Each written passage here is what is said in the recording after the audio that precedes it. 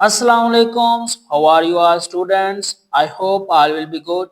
I am your physics instructor Afaq Ashraf. Last time बच्चे हम लोगों ने चैप्टर का इख्तिताम कर लिया था। हम लोगों ने देखा था किस तरह से सिग्निफिकेंट फिगर्स किसी भी मेजरमेंट में हमारे लिए हेल्पफुल हैं। उसके बाद हम लोगों ने एक्यूरेसी और प्रिसाइज मेजरमेंट्स को देखा था, उनकी डेफिनेशंस, उनसे रिलेटेड जो पॉइंट्स हैं उनको देखा था। तो उनको देखने के बाद हम लोगों ने कुछ टाइमिंग डिवाइसेस को डिस्कस किया था।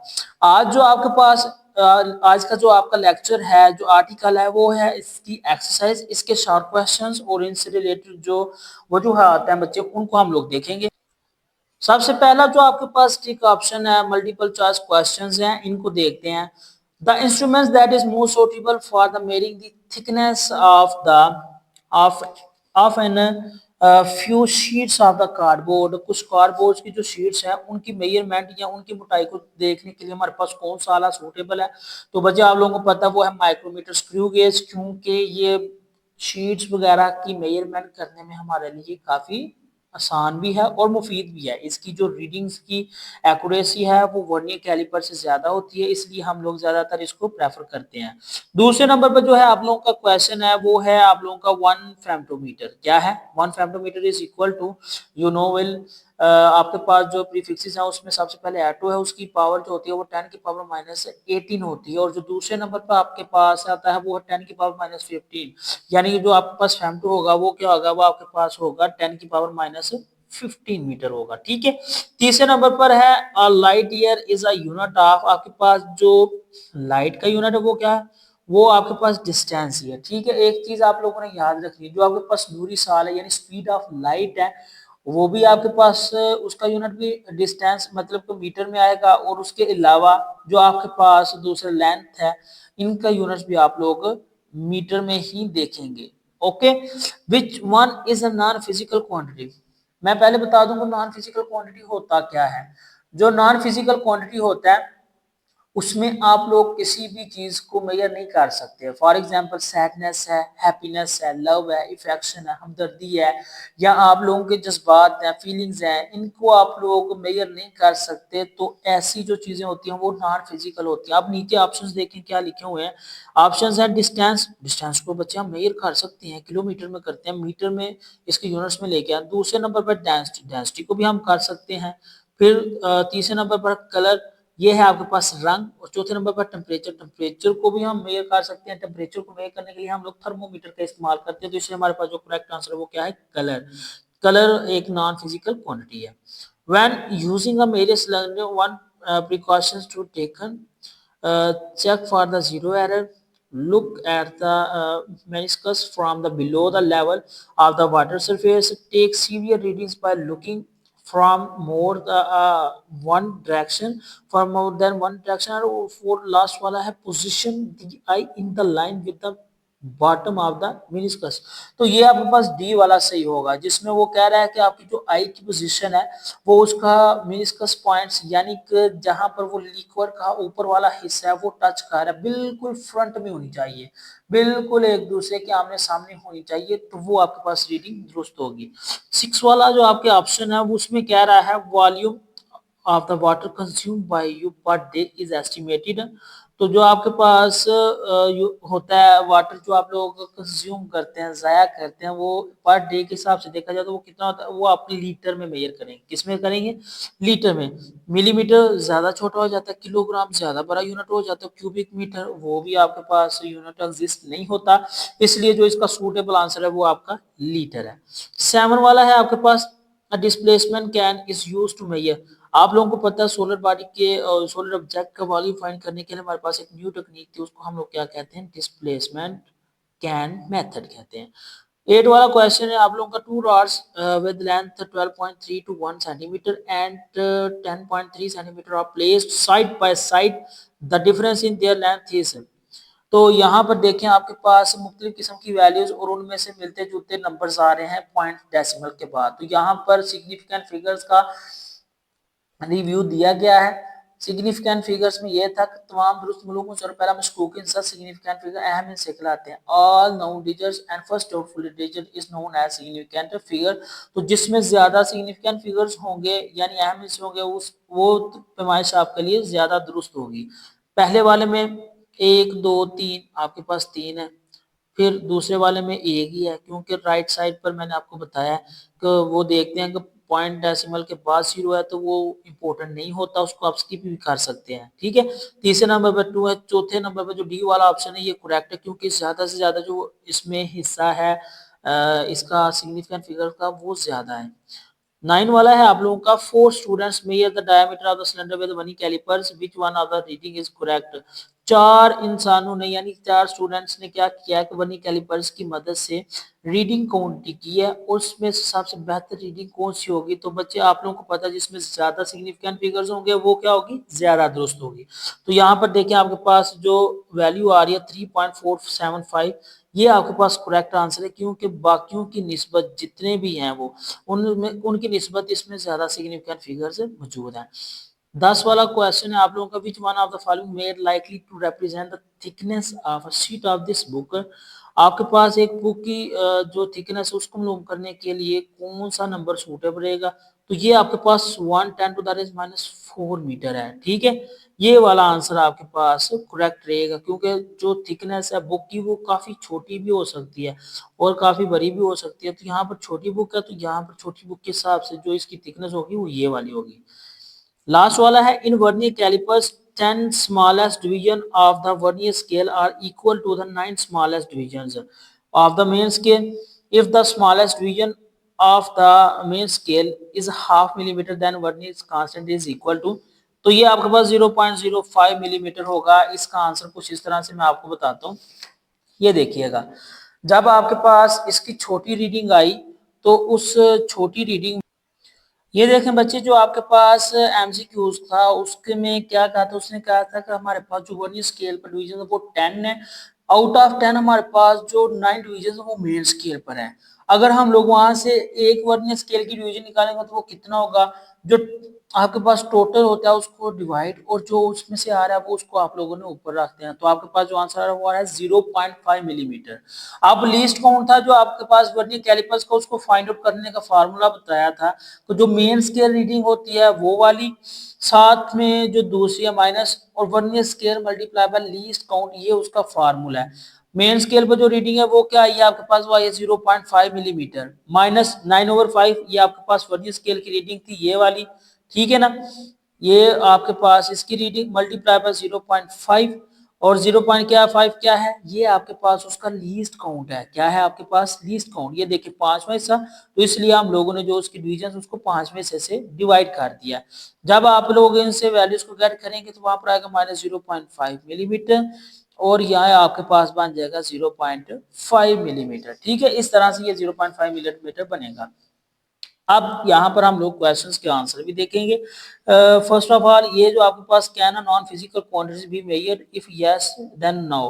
तो हम लोग जो नॉन फिजिकल क्वांटिटी उसको मेजर नहीं कर सकते क्योंकि ये एक किस्म की नॉन मटेरियलिस्टिक होती है। आप लोग इसके लिए लेक्चर नंबर 1 को जरूर पढ़िएगा। और जो दूसरा क्वेश्चन है आप लोगों को व्हाट इज द मेजरमेंट, ये भी आप लोगों को लेक्चर नंबर 1 में मिल जाएगा। तो इसके अलावा जो आप लोगों का बाकी का हिस्सा है ना वो मैं आप लोगों को करके बताता हूँ। तो बच्चे आप लोगों के पास जो आज की एक्सरसाइज सॉल्व होने वाली है उसके बारे में थोड़ा सा बताता चला जाता हूँ। हम लोगों ने अभी अभी इनके कुछ रिलेटेड एमसीक्यूज देखे हैं, उसके बाद हम लोगों ने शॉर्ट क्वेश्चंस की सीरीज देखा था। कुछ क्वेश्चंस आप लोगों को मैंने रिकमेंड किए हैं कि आप लोग उन लेक्चर्स को देखें, वहां से चीजें नोट करें। अगर कोई चीज आप लोगों को नहीं मिलती तो आप लोगों ने कमेंट सेक्शन में बताना है, इंशाल्लाह आपको प्रोवाइड कर दी जाएगी। इसके अलावा अगर आपको इस चैप्टर के रिलेटेड कोई असाइनमेंट, तो वो बच्चे आप लोग हमसे परचेज भी कर सकते हैं। आप लोगों ने हमारे नंबर पर मैसेज करना है, इंशाल्लाह आपको वहां पर नोट्स मिल जाएंगे। ठीक है, तो हम लोग स्टार्ट करते हैं। ये देखिएगा आपके पास शॉर्ट क्वेश्चन आंसरिंग है। ठीक है, इनके जो आंसर है वो मैंने यहाँ पे लिख दिए हैं ताकि आप लोग इनको समझ भी सकें और साथ में इनको लिख भी सकें ताकि आपके पास आने वाले वक्त में इनकी जो जरूरत है वो पूरी हो जाए और आप लोगों के पास एक मुकम्मल डाटा हो जिसकी वजह से आप लोग अपने चैप्टर्स को आसानी से स्टडी कर सकें। तो लेट्स स्टार्ट। ये देखिए कि आपके पास जो क्वेश्चन नंबर 3 है वो क्या लिखा हुआ, why do we need a standard unit for the measurement. हमारे पास क्यों पैमाइश को मेजर करने के लिए किसी स्टैंडर्ड यूनिट की जरूरत पड़ती है। तो आपको मैं बताता चला जाऊं, लास्ट टाइम हम लोगों ने एक चीज डिस्कस की थी, मेजरमेंट क्यों जरूरी है, और अगर मेजरमेंट हमने कर ली है तो हमारे पास उसको डिस्क्राइब करने के लिए कौन सी चीजें होनी चाहिए। तो हम लोगों ने ये चीज की थी, किसी भी क्वांटिटी को मेजर करने के बाद उसको लिखने के लिए जो आपके पास रूल चाहिए होते हैं, और जो आप लोगों को क्वांटिटीज को रिप्रेजेंट करने के लिए चीजों की जरूरत वो दो होती हैं। कौन सी? एक उसका यूनिट होता है और दूसरी उसकी न्यूमेरिकल वैल्यू होती है। अगर हम लोग कहते हैं कि किसी न्यूमेरिकल वैल्यू को विद इट्स यूनिट अगर हम रिप्रेजेंट करें तो वो आपके पास ना काबिल यकीन मीनिंगलेस है, आप लोगों के पास उसका कोई वजूद नहीं होगा, क्योंकि किसी भी चीज को जाहिर करने के लिए हमारे पास उसकी न्यूमेरिक वैल्यू होनी चाहिए और साथ में क्या होना चाहिए, उसका एक परफेक्ट यूनिट होना चाहिए, ताकि हमें पता चल सके कि इसको हम मेजर करें तो किसमें करेंगे। फॉर एग्जाम्पल कुछ मटेरियलिस्टिक चीजें हैं जिनको आप लोग परचेज वगैरह करते हैं तो उनके यूनिट साथ में बोलते हैं। जैसा कि आपके पास शुगर है, आपने 1 किलो शुगर लेनी है तो ये देखें 1 किलोग्राम, आपने उसकी क्वांटिटी भी बताई है, मतलब मेरा ये कहने का है कि आपने उसकी न्यूमेरिकल वैल्यू भी बताई है और साथ में उसका यूनिट भी बताया। यहाँ पर भी वही चीज हमारे पास आ रही है, why do we need a standard unit for the measurement. हमें मेजरमेंट करने के लिए स्टैंडर्ड यूनिट की जरूरत क्यों पड़ती है? हमें स्टैंडर्ड यूनिट की जरूरत इसलिए पड़ती है ताकि हम मुतलका वैल्यू के बारे में मुकम्मल तौर पर जान सके कि उसकी नेचर क्या है, उसको हम लोग किस तरह से डील करेंगे। अगर कोई क्लाइंट वगैरह या किसी ट्रेड वगैरह बिजनेस में, या फिर हम लोग साइंटिस्ट के हवाले से देखें कि हम लोगों ने इस चीज को किस तरह से हैंडल करना, तो वहां पर हमारे पास जो सूटेबल चीज होनी चाहिए वो है उसका यूनिट। तो इसलिए न्यूमेरिकल वैल्यू के साथ साथ हमारे पास उसका यूनिट भी होना चाहिए। Because it ensures accuracy and consistency in clothing size and designs, which is very important to deal with the client expectation and producing well-fitting garments. अब आप सोच रहे होंगे कि सर आपने अभी अभी बताया कि स्टैंडर्ड यूनिट चाहिए, स्टैंडर्ड यूनिट के लिए हमारे पास दो चीजों का होना चाहिए। तो बच्चे आप लोगों के जो नेक्स्ट क्वेश्चन होंगे ना, ये तो आपका बी सेक्शन है। कौन सा सेक्शन? बी। ए वाले सेक्शन में आपने एमसीक्यूज को देखा है, उनकी आप लोगों ने एक अच्छे से फोल्डिंग देखी है, किस तरह से वहां पर टिक मार्क हुए हैं और उनका सोल्यूशन थोड़ा बहुत किया था। फिर बी नंबर पर हमारे पास ये है। सी नंबर पर जो हमारे पास चीज आ रही है ना, वो है इसका कंस्ट्रक्ट करना। हम लोगों ने एक रिस्पॉन्सिबल मतलब एक रिस्पॉन्स क्वेश्चन कंस्ट्रक्ट करने थी है। डी वाले में आप लोगों के पास एक क्वेश्चन है, उसका मैं थोड़ा सा आप लोगों को बता देता हूँ कि उसमें बताया गया है कि किस तरह से किसी गारमेंट्स को या किसी दर्जी को, जो आपके पास टेलर है, उसको मेजरमेंट करने के लिए यूनिट्स की जरूरत क्यों होती है। तो इसलिए ये दोनों का आंसर एक जैसा ही था, इसलिए मैंने उसका आंसर भी यहाँ पर लिख दिया। वो आपका क्वेश्चन यहाँ पर ये देखें, ये क्वेश्चन नंबर 1.1 है सी वाला, तो वो वहां पर 1.2 होगा क्वेश्चन। अंडरस्टैंड? इसलिए दोनों सेम है, तो मैंने दोनों को में से आप लोगों को यही एक ही क्वेश्चन करवा दिया ताकि आप लोग इस क्वेश्चन को करके उस क्वेश्चन को भी कवर कर दें। तो वो क्या कहता है, आप लोगों को इस चीज का इंश्योर होना चाहिए, एक नंबर में एक्यूरेसी हो, कंसिस्टेंसी हो, ताकि जो आपके पास दर्जी है वो एक वेल फिटेड और वेल डिजाइन जो सूट है वो आपको प्रोवाइड कर सके, जिसमें आपके पास जो इसकी अहमियत है, जो इसकी इंपॉर्टेंस है वो आ जाती है कि मेजरमेंट में यूनिट का क्या किरदार है, स्टैंडर्ड का क्या किरदार है। तो एक चीज आप लोगों ने याद रखनी है कि बिजनेस में भी यूनिट की बहुत ज्यादा वैल्यू है। उसमें हमारे पास कम्युनिकेशन भी आ जाती है कि कम्युनिकेशन में भी हमें बातों को डील करने के लिए वहां पर यूनिट्स की जरूरत पड़ती है।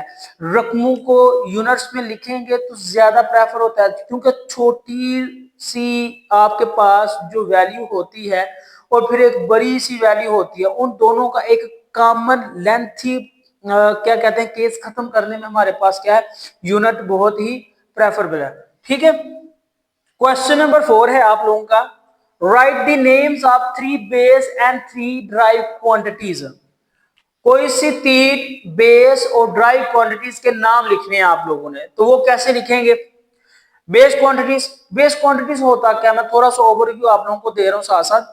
बेस क्वांटिटीज ऐसी क्वांटिटीज होती हैं जो किसी दूसरी क्वांटिटीज के मुताबिक डिफाइन नहीं होती। Those physical quantities which cannot be expressed in terms of other quantities, जिनको हम दूसरी एग्जाम की क्वांटिटीज में जाहिर ना कर सकें, वो आपके पास क्या बेस क्वांटिटीज हैं। बेस क्वांटिटीज में क्या आते हैं, आप लोगों को पता है हमारे पास 7 बेस क्वांटिटीज हैं। कितनी है? 7, हम लोग पढ़ चुके हुए हैं।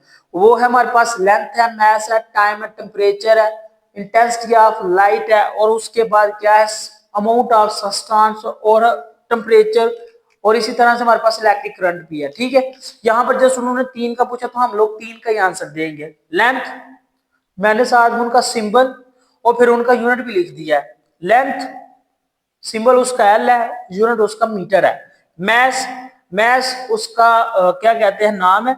ठीक है ना, क्वांटिटी है फिजिकल, और साथ में ये उसका सिंबल एम और उसका यूनिट है किलोग्राम। Time T second. ये हो गया आपके पास बेस क्वांटिटी। क्या हो गया आपके पास? Base quantity. नेक्स्ट क्या है आपका? ड्राइव क्वांटिटी है। ड्राइव क्वांटिटी में क्या आ जाएगा? मैंने आप लोगों को बताया था कि जो ड्राइव क्वांटिटीज होती है ऐसी क्वांटिटीज होती हैं कि जो बेस क्वांटिटी से ड्राइव की जाती हैं, और जब इनको बेस क्वांटिटी से ड्राइव किया जाता है तो काफी ज्यादा इसकी जो मुशाबत है ये सिमिली करती है बेस क्वांटिटी से। फॉर एग्जांपल ये देखिएगा, मैं जस्ट आपको टचअप कराऊंगा, लेकिन आपको जो चीजें रिक्वायर्ड है वो यही है कि 3 बेस क्वांटिटीज बतानी है और 3 ड्राइव क्वांटिटीज बतानी है। सबसे पहले एरिया। एरिया का मैंने बताया वो किसमें 2 लेंथ्स होती हैं। एक लेंथ का यूनिट क्या होता है? मीटर। तो 2 लेंथ का यूनिट क्या हो गया? मीटर स्क्वायर हो गया। तो इसका यूनिट क्या आ गया? Metre square. Volume symbol V, और उसका जो यूनिट है वो क्या है? मीटर क्यूब, यानी एम क्यूब। वेलोसिटी, ये आपके पास ड्राइव क्वांटिटी है, इसका यूनिट क्या है? मीटर पर सेकंड। और वेलोसिटी का आप लोगों के पास जो फार्मूला था वो डी ओवर टी या एस ओवर टी होता है। डिस्प्लेसमेंट के हिसाब से देखें तो वो डी ओवर टी होता है। ठीक है, इस तरह से डिस्प्लेसमेंट के हिसाब से देखें तो वो होता है D over T, B is equal to D over T. और अगर हम लोग क्या करें, डिस्टेंस के हिसाब से देखें तो वो होता है एस ओवर टी, वो आपके पास वेलोसिटी कहलाता है। अंडरस्टूड? अब आपके पास जो क्वेश्चन नंबर 5 है उसमें क्या कहा जा रहा है, which SI unit will you use to express the height of the desk. एक डेस्क है उसकी हाइट मेजर करनी है, तो आप कौन सा यूनिट इस्तेमाल करेंगे उसकी हाइट को डिफाइन करने के लिए? बड़ा सिंपल सा है कि हाइट को जो हम लोग, क्योंकि कुछ छोटी हाइट्स होती हैं उनको हम लोग सेंटीमीटर्स या फिर मिलीमीटर्स में, मतलब ज्यादातर जो आपके पास हाइट मेजर करने के यूनिट्स है वो 2 ही हैं, सेंटीमीटर्स और मीटर। लेकिन हम लोग मीटर ही क्यों चूज करते हैं वो देखते हैं। The height of the desk can be expressed in metre. हम लोग जो डेस्क की हाइट है वो मीटर में कन्वर्ट करते हैं, मतलब उसमें शो करवाते हैं। Because the metre is the standard unit of the system of international. जैसा कि हम लोगों ने इंटरनेशनल सिस्टम पढ़ा था एसआई का, यानी सिस्टम ऑफ द इंटरनेशनल, वहां पर हम लोगों ने ये देखा था कि जो लेंथ का यूनिट है वो मीटर है, स्टैंडर्ड भी है। We can also express in centimeter as 1 meter is equal to 100 centimeter। इसको हम लोग सेंटीमीटर में भी मेजर कर सकते हैं, लेकिन जो आपके पास 1 मीटर वो 100 सेंटीमीटर के इक्वल होता है। तो लिहाजा जो हमारे पास यहाँ पर प्रेफरेबल या परफेक्टली यूज होगा यूनिट वो होगा आपके पास मीटर। ठीक है, नेक्स्ट क्वेश्चन है आप लोगों का, व्हाई प्रीफिक्सेस इज यूज्ड। बहुत ही इंपॉर्टेंट क्वेश्चन है ये आप लोगों का कि व्हाई प्रीफिक्सेस इज यूज्ड। आप लोग यहाँ पर इसकी डेफिनेशन भी लिख सकते हैं। ठीक है, मैंने वो स्टेप बाय स्टेप आप लोगों को चीजें लिख के दे दी हैं कि जिनकी वजह से आप लोगों के वहां पर मार्किंग में कोई भी मसला ना आए। Why prefixes is used, prefixes क्यों इस्तेमाल होते हैं। ठीक है, ये हम लोग देखते हैं कि वो क्यों इस्तेमाल होते हैं। नेम 3 मल्टीपल एंड 3 सब मल्टीपल प्रीफिक्सेस। मल्टीपल और 3 सब मल्टीपल प्रीफिक्सेस। मल्टीपल और सब मल्टीपल क्या है वो भी देखते हैं, क्योंकि ये 2 टर्म्स हैं, इनमें बंदा कंफ्यूज भी हो जाता है और क्वेश्चंस की जो है ना गलती कर सकता है। सबसे पहले prefixes. Prefix, the words are symbols written before SI unit is called the prefix. ऐसे वर्ड्स, ऐसे लफ्ज, ऐसी अलामात जिनको हम लोग किसी यूनिट से पहले, वो भी एसआई यूनिट से पहले लिखते हैं, डिनोट करते हैं, वो आपके पास क्या कहलाते हैं, प्रीफिक्स। फॉर एग्जांपल आपके पास इस तरह से कह सकते हैं आप लोग 10 माइक्रोमीटर। तो ये देखें, ये आपके पास एसआई से पहले मीटर लेंथ का यूनिट है और वो एक बेस यूनिट है। दूसरे नंबर पर जो आपका माइक्रो वो प्रीफिक्स है। तो देख लें, यूनिट से पहले जो आपके पास नंबर आता है वो क्या है आपके पास, वो उसका प्रीफिक्स है। ठीक है, व्हाई प्रीफिक्स इज यूज्ड, जो हमारे पास जनरली क्वेश्चन है वो ये है कि प्रीफिक्सेस का इस्तेमाल क्या है। सबसे पहले कन्वीनियंस, आसानी पैदा करता है। क्या करता है, आसानी, कन्वीनियंस, आसानी पैदा करता है। 3 रूल्स है जिसकी बेस पर हम लोग कह सकते हैं कि प्रीफिक्स इस्तेमाल किए जा सकते हैं। सबसे पहले कन्वीनियंस, ये आसान होते हैं। टू राइट द स्मॉल और large value in short form, ये किसी भी बड़ी किसी भी छोटी वैल्यू को लिखने में आसानी पैदा कर सकता है। दूसरा, ह्यूमन स्केल, जो इंसानी स्केल है, मतलब हम लोग जो मेजर करते हैं जिस स्केल से, हमारे पास अपना डिजिटलाइजेशन भी हो सकती है, मैकेनिकली भी हो सकती है। तो उस लिहाज से हम जब मेजर करेंगे तो वो किस तरह से करेंगे कि numerical value with human scale, जिस स्केल से आप लोग मेजरमेंट कर रहे हैं वहां पर आपने उसकी न्यूमेरिकल वैल्यू यानी कि नंबरिंग वैल्यू को लाजमी रखना। दूसरा स्टेप होगा कि हम लोग यूज क्यों करते हैं।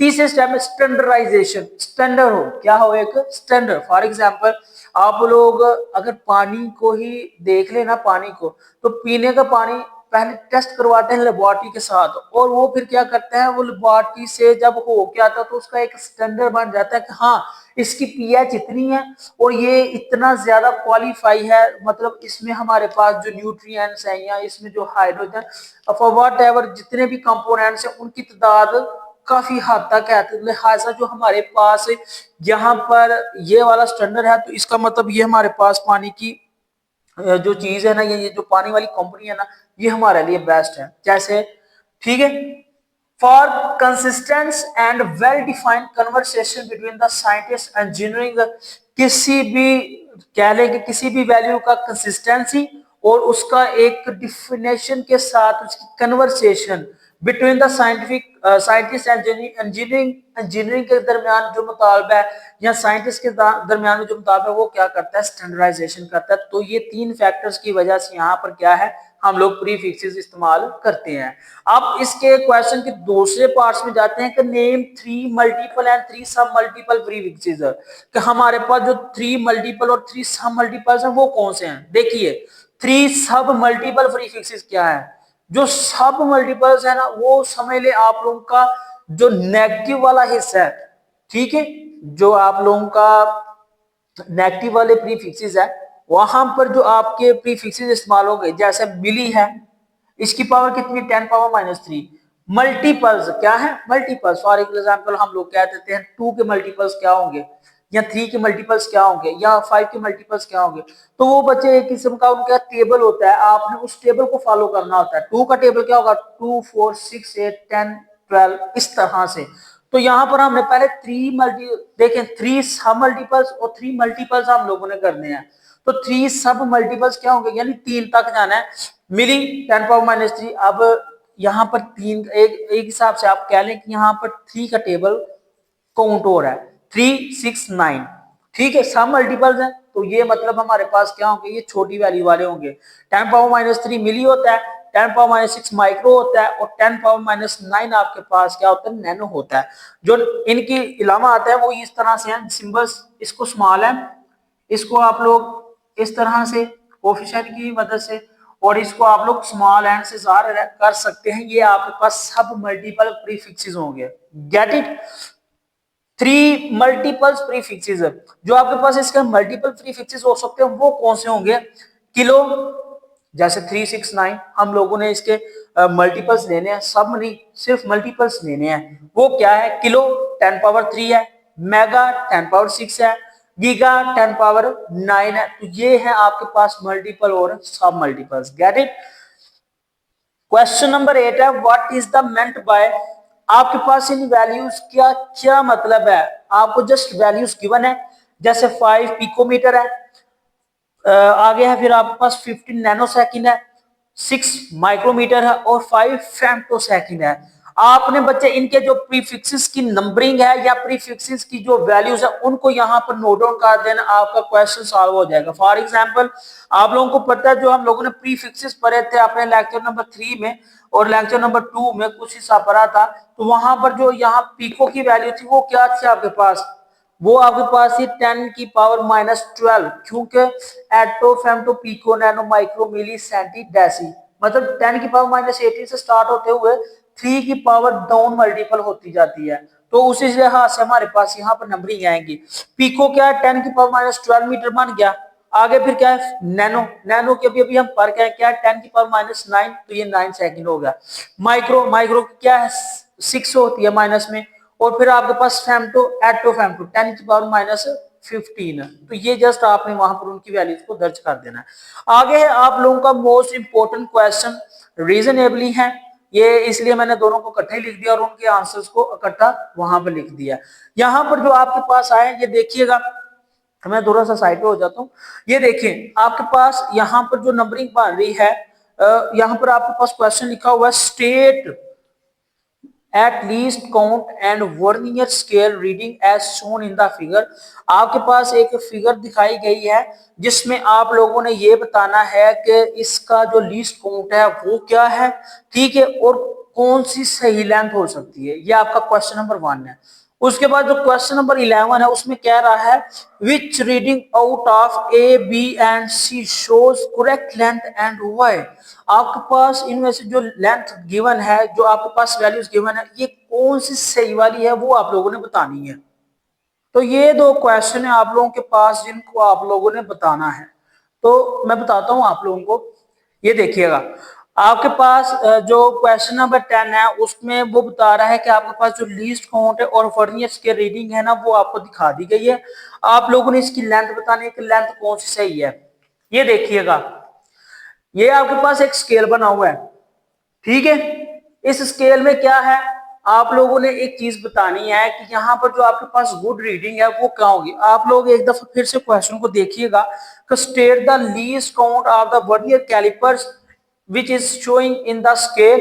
तो इसमें क्या होगा आपके पास, इसमें आपके पास ये होगा कि आपने तस्वीर को देखना है, ठीक है ना। आपके पास जो डायग्राम बनी हुई है उसको आप लोगों ने देखना है कि वहां पर जो चीज बनी हुई है वो क्या हुआ है, ठीक है। यहाँ पर देखिएगा आपके पास ये 3 रीडिंग्स दी हुई हैं, ठीक है, ये 3 रीडिंग्स दी हुई हैं। इन 3 रीडिंग्स में आप लोगों ने ये बताना है कि कौन सा स्केल सबसे बेस्ट है, यानी कि किस स्केल में बिल्कुल आपके पास जो लाइनिंग है वो बिल्कुल सीधी है और किस में ये तिरछी हुई पर ये आप लोगों ने उसका फर्क करके बताना है, ठीक है। क्वेश्चन में भी यही चीज बताई हुई है कि आप लोगों ने किस तरह वहां पर जो वैल्यूज है उनको चूज करेंगे। तो ये देखिए बच्चे, आपके पास जो रीडिंग है वो क्या है, आपके पास रीडिंग है, ये देखें जो भी अभी मैंने आप लोगों को दिखाई है कि जो बी वाली रीडिंग है वो बिल्कुल सीधी 6 सेंटीमीटर पे जाके टच कर रही है। उसके बाद जो आप लोगों ने वैल्यू को देखना वो किस तरीके से देखना, बिल्कुल सीधे तरीके से देखना, बिल्कुल सीधे परपेंडिकुलरली। अब दूसरी रीडिंग 5.9 पे जा रही है और तीसरे जो ऑब्जर्वर की रीडिंग है वो आपके पास 6.1 पे जा रही है। कौन सी करेक्ट होगी, वो अब बच्चे आपके पास बी वाली करेक्ट होगी। क्यों, हम लोगों ने जब मीटर रूल की मदद से पैमाइश कर रहे थे, मेजरमेंट कर रहे थे, तो वहां पर हम लोगों ने एक किस्म का एरर पढ़ा था जिसको हम लोगों ने पैरेलक्स एरर कहा था। पैरेलक्स एरर किस वजह से होता है, पैरेलक्स एरर अकर होता है due to the sight which is deviate from the original site.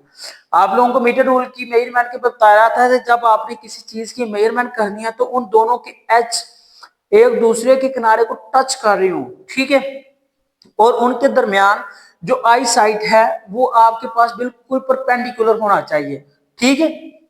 उस वजह से आप लोगों के पास जो चीज आएगी, जो उसकी एक्यूरेसी आएगी वो बेस्ट मानी जाएगी और उसको ही हम लोग उसकी वैल्यू करार देंगे, ठीक है।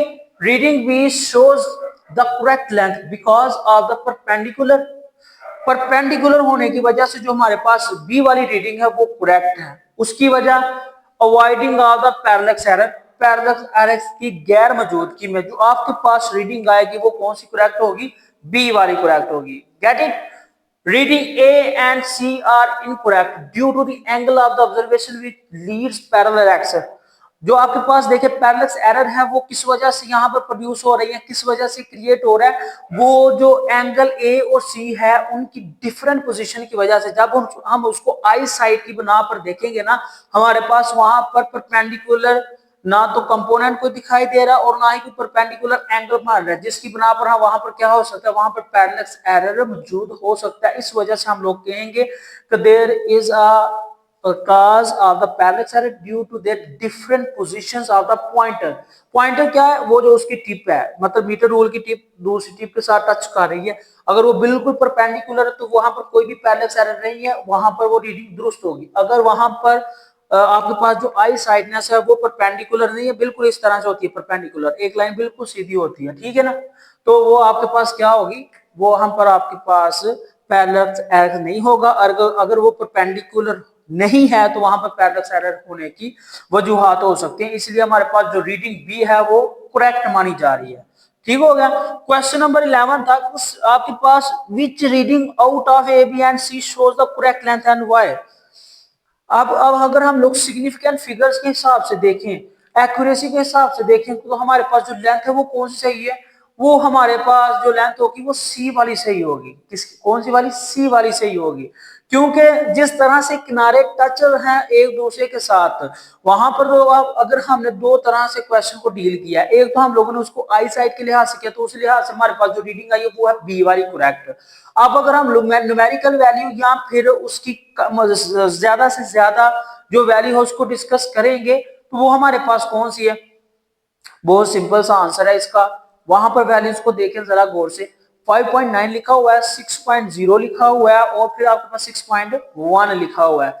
सिग्निफिकेंट फिगर्स में हम लोगों ने क्या पढ़ा था कि अगर जीरो राइट साइड पर हो, कहां पर हो, राइट साइड पर, और इसमें डेसिमल पॉइंट दरमियान में प्लेस हो, तो वो जीरो नॉन सिग्निफिकेंट कंसीडर किया जाता है, उसकी कोई भी इंपॉर्टेंस नहीं होती, जीरो लगाएं या ना लगाएं। लेकिन अगर डेसिमल पॉइंट के बाद नंबर है और वहां पर सिग्निफिकेंट फिगर काउंट हो रहा है, तो वो बच्चे आपके पास क्या होगा, वो आपके पास वैल्यू ज्यादा दुरुस्त मानी जाएगी। तो इसलिए जो आपके पास ज्यादा दुरुस्तगी के साथ और ज्यादा एक्यूरेसी के साथ वैल्यू, वो सी वैल्यू है। Based on the image reading, C shows the correct length because measuring taken from the directly above ensuring on the accurate direct reading. Reading A and B are taken of the at the angles which leads to the parallax and incorrect measurement.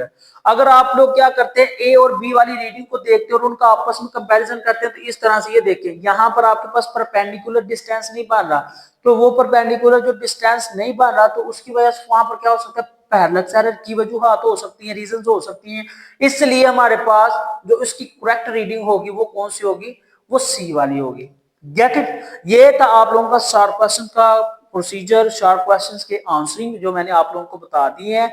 मजीद आप लोगों को मैंने lecture भी suggest कर दिए कि कौन कौन सा लेक्चर और उसमें किस किस लेक्चर में आप लोगों को वो वाला क्वेश्चन मिल जाएगा। क्वेश्चन नंबर सी है आप लोगों का, जिसमें हमारे पास जो पॉइंट गिवन है या जो वैल्यू गिवन वो है 1.1। आपका 1.1 वाला क्वेश्चन है ये। In what unit will you express each of the following. मदरजा झैल में से जो चीजें हैं इनको आप लोग किस सूटेबल यूनिट में डिस्क्राइब करना सही समझेंगे, आप लोगों को मतलब इस चीज का एग्जैक्ट होगा कि हाँ ये इसी यूनिट में होगा।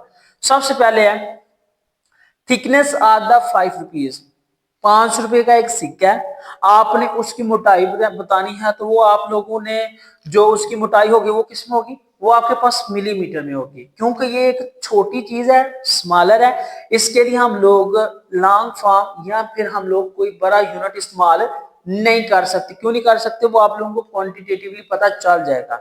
दूसरे नंबर पर लेंथ ऑफ द बुक। अब जो लेंथ ऑफ द बुक क्या मे भी वो इतनी बड़ी है, इतनी बड़ी है, मतलब आपके पास जो बुक है वो छोटे साइज की है, तो हम लोग उसको किस तरह मेजर करेंगे, हम लोग उसको सेंटीमीटर में मेजर कर देंगे। क्यों, क्योंकि हमारे पास जो उसकी लेंथ है वो छोटी है और छोटी लेंथ के लिए हम लोग छोटे यूनिट इस्तेमाल करेंगे। तीसरे नंबर पर distance between the two cities. अब आप लोगों को पता है कि जब हम लोग ने एक शहर से दूसरे शहर में जाना है, जिसमें हम लोगों के पास किलोमीटर में या आवर्स में ट्रैवलिंग करने का मतलब हो जाएगा, डिस्टेंस हो जाएगा, फासला हो जाएगा, तो उसको हम लोगों ने किस में मेजर करना है, किलोमीटर में करना है। किसमें करना है डिस्टेंस को, किलोमीटर में। Length of the football, football एक आपके पास गोलाई वाला ऑब्जेक्ट है जिसकी आप लोग मेजरमेंट किसमें करेंगे, मीटर में करेंगे। किसमें करेंगे, मीटर में करेंगे, ठीक है। उसके बाद है math of the 5 rupee coins, आप लोगों ने उसका मैथ फाइंड करना है। तो आप लोगों को जाहिर सी बात है पता है कि जो उसका मैथ होता है कॉइन का या वहां पर वो जो सिक्का है तो वो बच्चे आपके पास ग्राम्स में होगा, किसमें होगा, ग्राम्स में। तो आपके पास एफ वाला जूज है math of your school bag. अब देखिए आपके पास जो स्कूल बैग है वो मैसिव भी हो सकता है, वो आपके पास लाइट भी हो सकता है। लाइट किस हिसाब से, फॉर एग्जाम्पल आपके पास जो बैग है उसमें बुक्स हैं, कॉपीज हैं, स्टेशनरी का सामान है, क्लिप बोर्ड्स है, मतलब इस तरह से आपकी जरूरत की चीजें हैं। तो उन सबको मिलाने के बाद जो आपके पास मैस आएगा उसका वो ग्राम्स में नहीं किलोग्राम्स में होगा। फॉर एग्जाम्पल हम इसको दूसरे पर्पज के लिए भी इस्तेमाल कर सकते हैं, शॉप वगैरह पर जो हमारे टूल्स हैं, इंस्ट्रूमेंट्स हैं, उनको रखने के लिए इस्तेमाल कर सकते हैं। मे भी इसमें हम लोग सैंड वगैरह भी भर सकते हैं। मतलब बैग की वैरायटी है ना, बैग में हम लोग अपने हिसाब से कोई भी चीज रख सकते हैं। तो उसका जो मैथ होगा वो किस में जाएगा, किलोग्राम में जाएगा, किस में जाएगा, किलोग्राम में। अब आपके पास जो इसका पॉइंट नंबर 6 है, जी वाला, देखिएगा उसमें क्या है, duration of your class period. आप लोग इस चीज से वेल डिफाइंड है कि जो क्लास का पीरियड होता है वो किस में मेजर किया जाता है, यूनिट। वो आपके पास यूनिट तो सेकंड होगा लेकिन जो टाइम होगा वो आपके पास मिनट्स होगा, क्या होगा, मिनट्स। मे बी 30, 35, 40 मिनट्स का एक लेक्चर होता है और उस ड्यूरेशन को हम लोग इसमें मेयर करेंगे, मिनट्स में करेंगे, ठीक है। फिर है आपके पास volume of the petrol filled in the tank of a car. जो कार की एक टैंकी है या फिर आपके पास मोटरसाइकिल बाइक की टैंकी है उसमें अगर हम लोगों ने पेट्रोल का वॉल्यूम फाइंड करना है या पेट्रोल का वॉल्यूम जानना है तो किस में मेजर करें। तो आप लोगों को भी पता है, मुझे भी पता है कि आप हमारे पास उसका जो यूनिट आएगा वो लीटर में आएगा, किसमें आएगा, लीटर में। 1 litre petrol, 2 litre petrol, 3 litre petrol, ठीक है, इस तरह से। लास्ट वाला है time to boil the 1 litre milk. 1 litre मतलब 1 किलो दूध को बॉयल करने के लिए जो टाइम दरकार होगा उसको हम लोग किसमें मेयर करेंगे बच्चे, वो भी हम लोग मिनट्स में करेंगे। तो ये था आप लोगों का आज का लेक्चर जिसमें हम लोगों ने एमसीक्यूज, उससे रिलेटेड फिर हमारे पास जो थ्योरीज की उनको और शार्प क्वेश्चंस के एक हिस्से को जो था ना हम लोगों ने डील किया था। दूसरे क्वेश्चन को भी हम लोगों ने देखा कि उसमें कौन कौन सी चीजें कहाँ कहाँ पर इस्तेमाल हो रही है और उनको हम लोग कैसे डील कर सकते हैं। आई होप आप लोगों को लेक्चर अच्छा लगा होगा। आप लोगों ने बच्चे अभी तक अगर चैनल सब्सक्राइब नहीं किया तो उसको लाजमी सब्सक्राइब किया जाएगा। लाइक कमेंट और शेयर करना ना भूलिएगा ताकि जो भी हमारी न्यू वीडियो है रिलेटेड टू इंफॉर्मेशन और रिलेटेड टू फिजिक्स मैथ जो भी बुक्स है हमारी, ठीक है ना, वो आप लोगों तक पहले पहुंच सके ताकि आप लोग वहां से पॉइंट्स को गेट आउट कर सके, आप लोगों के पास पॉइंट्स का एक जखीरा आ सके, ठीक है। उसके अलावा अगर किसी का कोई भी क्वेश्चन होगा वो कमेंट बॉक्स में आप लोगों ने लाजमी बताना है। इंशाल्लाह आप लोगों के कमेंट्स को जवाब दिया जाएगा, रिप्लाई किया जाएगा। तब तक के लिए आप मुझे दे इजाजत, इंशाल्लाह अगले लेक्चर में मुलाकात होगी। अल्लाह हाफिज।